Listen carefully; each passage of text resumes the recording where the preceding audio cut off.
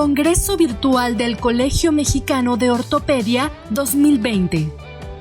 El doctor Efraín Farías Cisneros es médico cirujano egresado de la Facultad Mexicana de Medicina, Universidad La Salle, maestro en Ciencias Médicas y doctor en Ciencias Médicas, programa de maestría y doctorado en Ciencias Médicas, Odontológicas y de la Salud, UNAM. Cirugía ortopédica, Hospital Español UNAM. Cirugía de mano y reconstructiva de extremidad superior y microcirugía, 2011-2013, Instituto Nacional de Rehabilitación, UNAM. 2015-2017, Christine McLernan Institute, University of Louisville.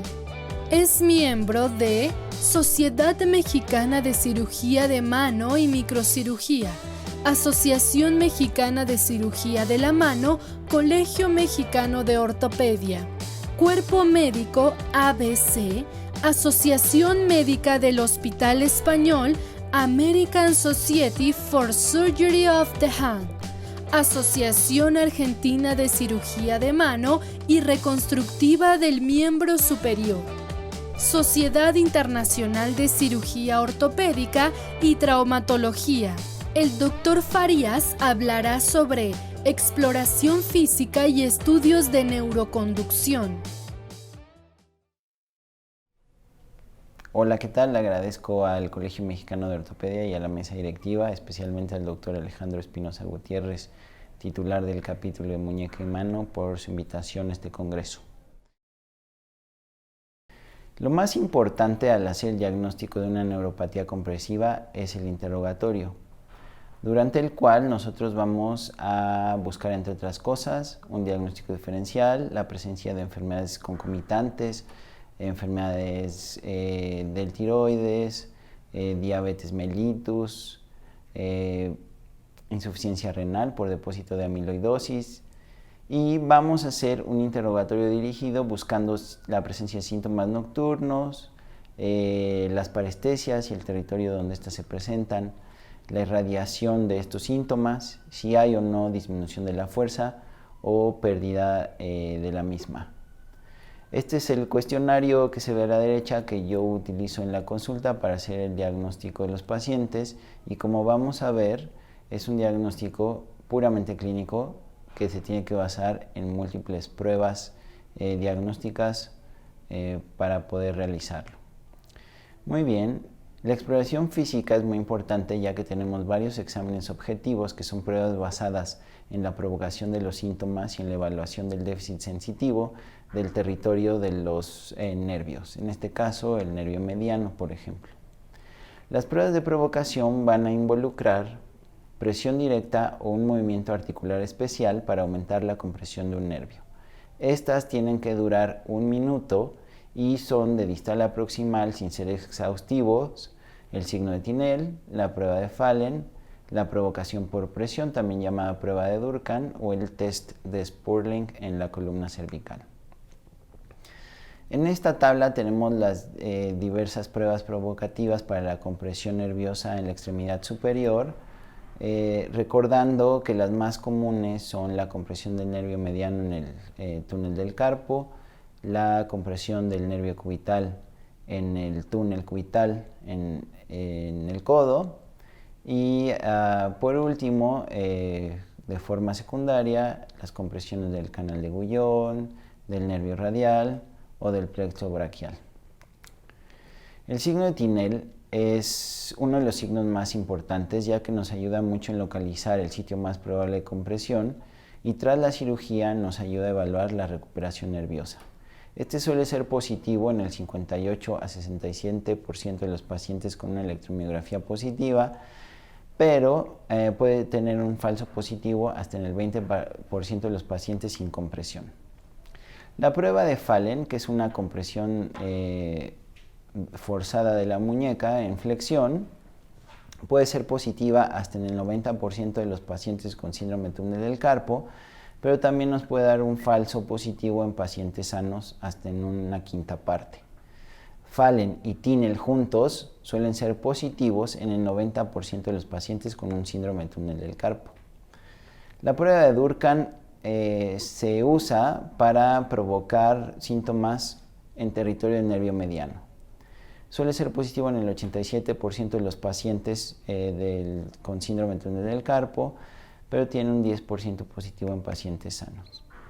La prueba de colapso por rascado la podemos hacer en un paciente haciendo un rascado en el sitio más probable de compresión, y si el paciente ya no puede hacer una resistencia a la rotación interna, esta prueba es positiva.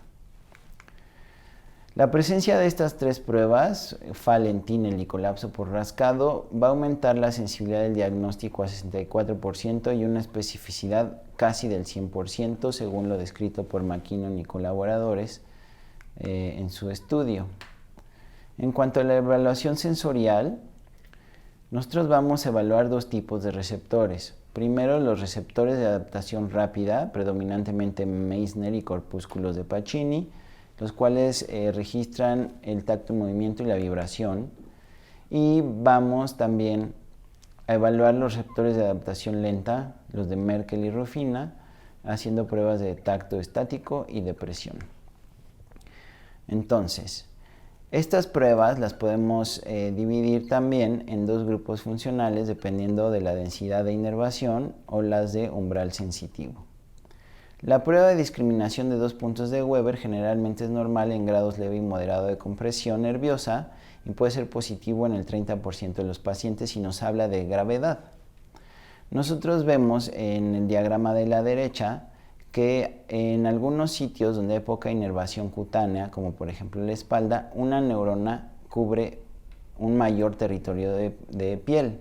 Sin embargo, en la mano, las neuronas, las terminales nerviosas de estas neuronas se traslapan, por lo tanto hay muchísima más sensibilidad y por ello podemos nosotros hacer una discriminación a 2 puntos bastante fina, menor a 4 milímetros.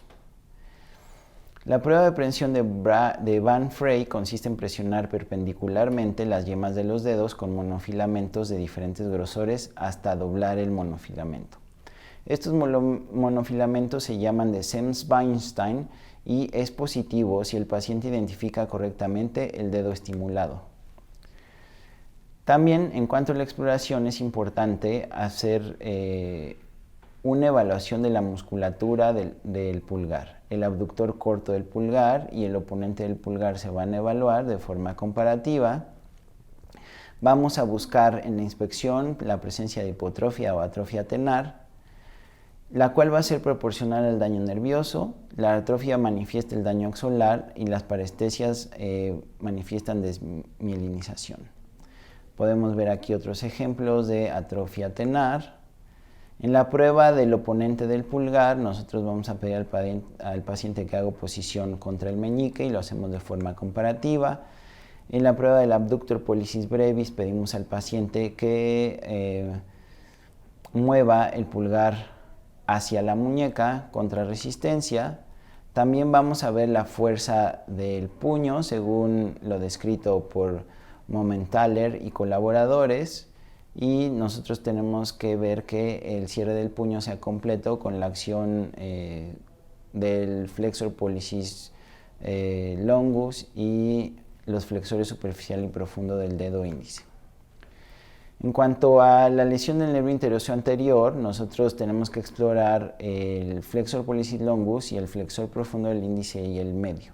Los pacientes que tienen una lesión del interoseo anterior no pueden hacer un círculo con la mano afectada, como se ve en el diagrama del centro en la parte superior, que es la mano afectada, y en la mano derecha vemos que hace un círculo con el pulgar. De igual manera, en la fotografía del medio vemos que no puede hacer flexión activa de la interfalángica del pulgar. Entonces, aquí a la izquierda vemos un paciente con un nervio interoseo anterior íntegro y a la derecha un paciente con una lesión del interoseo anterior.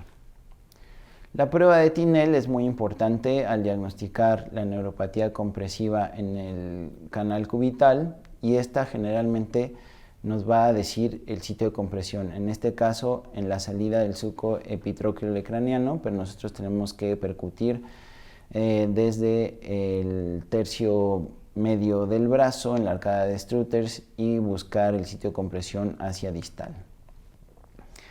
Otros signos de lesión cubital son la pérdida de pinza lateral con atrofia de la musculatura del primer espacio o hipotrofia de la eminencia hipotenar, como vemos en la imagen de la extrema derecha, o un paciente con síntomas mucho más agravados y una atrofia muscular más importante. También la parálisis de los intrínsecos nos va a ocasionar un pulgar en Z por la falta de oposición a los extrínsecos del pulgar, como vemos en la imagen de la izquierda, y la pérdida del arco metacarpal transverso.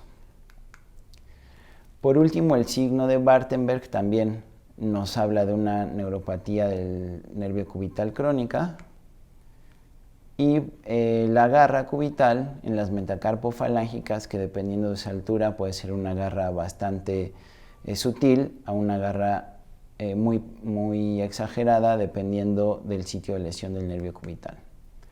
En cuanto a la evaluación neurofisiológica, es importante hacernos estas preguntas. Si ha existido una lesión nerviosa, ¿qué tipo de lesión es? Si hay reinervación, ¿cuál es el pronóstico? Y si esta lesión requiere de cirugía. En los pacientes con un síndrome de compresión nerviosa en un estado irritativo, el estudio neurofisiológico generalmente es normal, pero los estudios suelen ser anormales si el paciente tiene síntomas intensos.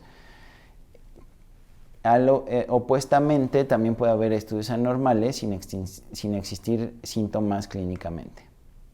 Por lo tanto, los estudios de neurofisiología no tienen valor predictivo en relación al estado funcional ni en la severidad de los síntomas en pacientes con síndrome de túnel del carpo y otras neuropatías compresivas, pero sí tienen una mayor utilidad para evaluar resultados no esperados como liberaciones incompletas, lesiones nerviosas o para excluir otras patologías neurológicas asociadas, la más común, la radiculopatía cervical. En la evaluación neurofisiológica se van a estudiar la conducción motora a través del sitio de lesión al estimular hacia proximal y hacia distal, la conducción sensorial y los potenciales evocados somatosensoriales, la electromiografía por aguja y las respuestas tardías con la onda F y el reflejo H. Existe un estadiaje electrodiagnóstico para la neuropatía del meridiano en la muñeca, en la cual nos van a reportar en los estudios cuando se los enviamos al neurofisiólogo, y son leve, moderado y grave.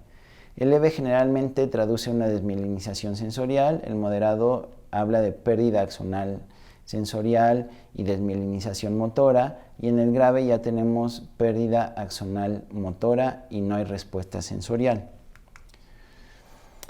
Otra cosa importante de los estudios es que nos pueden dar el pronóstico y nos pueden hablar de la tasa de recuperación esperada tras una descompresión nerviosa. Y esta gráfica yo se la explico a los pacientes todo el tiempo, y me gusta decirles que cuando es una lesión isquémica dinámica en la parte de la gráfica de arriba, la recuperación esperada es del 100%.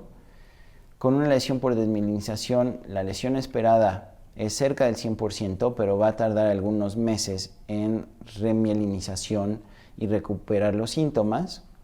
Pero en una lesión axonal la recuperación es incierta y es muy difícil que ellos vayan a recuperar la función previa a la cirugía, y en casos de atrofia tenar nunca van a recuperar esa musculatura.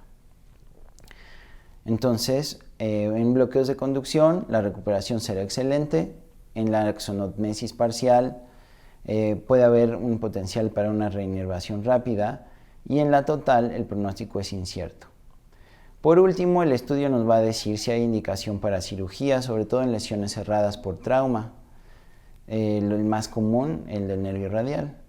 Los estudios seriados o seriales en estos casos van a ser valiosos, y la ausencia de reinervación, aún después de un intervalo suficiente, dígase 3 o 4 meses, es indicación de cirugía. Como conclusión, la exploración física es la piedra angular para el diagnóstico de toda lesión nerviosa, y los estudios neurofisiológicos ayudan a caracterizar la lesión, definir su gravedad y pronosticar la recuperación. Muchas gracias por su atención.